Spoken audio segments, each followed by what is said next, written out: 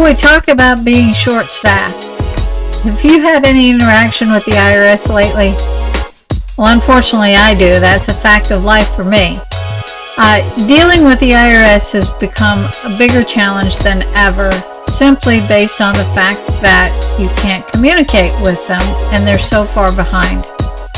We're currently seeing an 8-month backlog on any amended returns that are being processed or anything that has to be paper filed. Can you imagine if you told them you would respond to them, but it'll take you 8 months to get a response back to them? I don't think that would fly well. We're seeing a lot of erroneous notices also come out of the IRS because they are so slow at posting other things that have happened.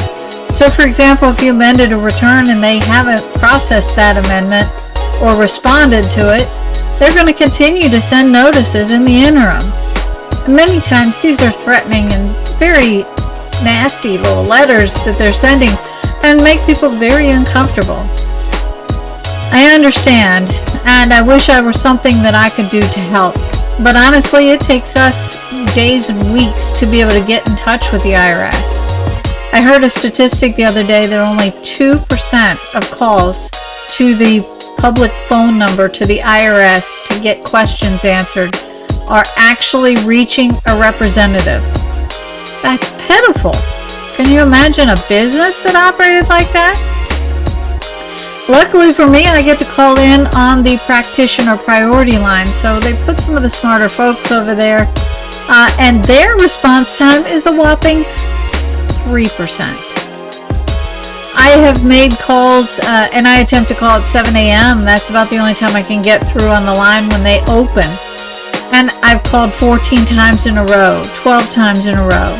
Yeah, I have to call multiple times in a row, and every time you have to listen to a string of prompts before you can get to the next step, only to find that lovely message that says, we're too busy, call back some other time.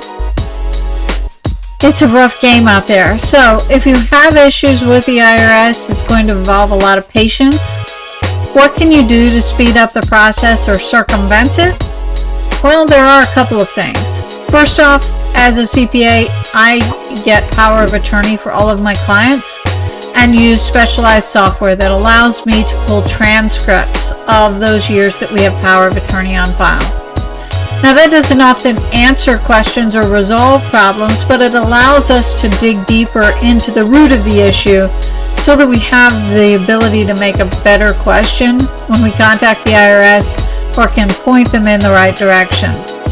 Another frustration is if you do reach a representative at the IRS, approximately 69% of their calls receive a hang-up. They call it a courtesy disconnect. That's where somehow the line just magically goes dead in the middle of your call. So we want to try to shorten the length of calls that we have to have with them to get more directly to the point whenever possible. Pulling transcripts can help that. Also, if you have a notice, it's important that we see every page of the notice. Many times there is pertinent information on the other pages that we have to look at. So although it looks like a bunch of gobbledygook, we actually do have to look and reference most all of the pages of the notice. So, not a lot of answers here, but the IRS is under pressure and scrutiny by Congress and the Senate right now to alleviate penalties, relieve penalties on things because they're taking so long, and many of the penalties are being caused by the slowness of the IRS. So if you have issues in dealing with the IRS, and I hope you don't, but if you do, let me know if there's anything that we can do to help and get you on the process to getting that taken care of. Donna Bordeaux from Calculate Moves. Please follow us on Facebook, Instagram, and LinkedIn. Make sure you check out our blog and our website from the link below. Subscribe to our YouTube channel and hit the bell to be notified